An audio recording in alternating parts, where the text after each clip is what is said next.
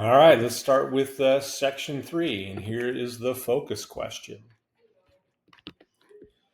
Although slavery was vital to the British Empire, the British people in the 18th century believed theirs was the most free and advanced nation in the world. Great Britain was the world's greatest commercial and naval power and had a complex government with a powerful parliament representing the interests of a landed aristocracy and merchant class. London, the political, cultural, and economic capital of the empire, was the largest city in Europe, with nearly 1 million residents. The empire enjoyed a common law, common language, and, despite small numbers of Catholics, Jews, and Africans, a common devotion to Protestantism.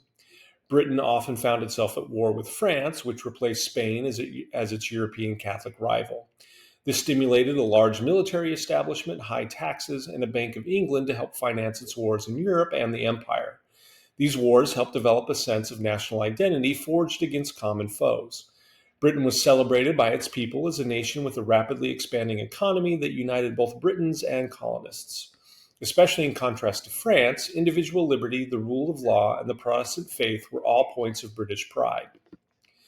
Liberty, especially as it was embodied in what came to be called the British Constitution, was central to this emerging British identity.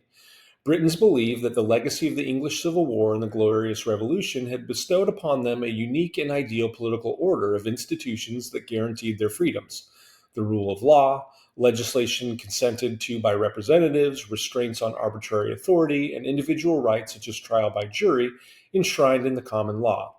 Writers in mainland Europe looked to England as a model of government, and thinkers such as French political philosopher Baron Montesquieu praised Britain for its balanced constitution, in which the House of Commons, the House of Lords, and the King checked one another's power. In Great Britain, no man, not even the king, was above the law, and Britons believed their political system prevented the tyranny, popery, and barbarism that they believed enslaved others elsewhere in Europe and the world. On both sides of the Atlantic, every political cause, it seemed, wrapped itself in the language of liberty and claimed to be defending the rights of Englishmen. With the presence of slavery in the empire and large portions of the population disenfranchised, liberty was hardly universal within the British realm. But British notions of liberty were practiced through various forms of participation beyond the directly political, whereby even those who could not vote influenced public life. Ideas of British liberty expanded beyond the political nation, those who voted, held office, and engaged in structured political debate, to all members of British society, including laborers, sailors, artisans, and even enslaved people.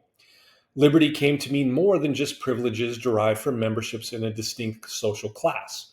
It became defined as a general right to resist arbitrary government, and ordinary people invoked liberty and critiqued tyranny in collective actions, sometimes against merchants charging above a just price, or officers of the Royal Navy engaged in impressment, kidnapping poor men in public for service on the Navy's ships.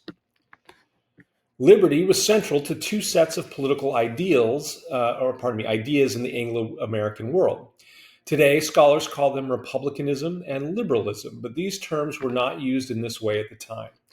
Republicanism argued that the basis of liberty was participation in public life by economically independent citizens. Republicans believed that only citizens who owned property had virtue, defined as the willingness to subordinate self-interest to the common public good. Liberalism in the 18th century British Empire meant something quite different from liberalism as it's defined today. While republicanism had a public and social quality, liberalism was individual and private. John Locke was liberalism's leading philosopher, and his two treatises on government, written in 1680, were very influential in the 1700s.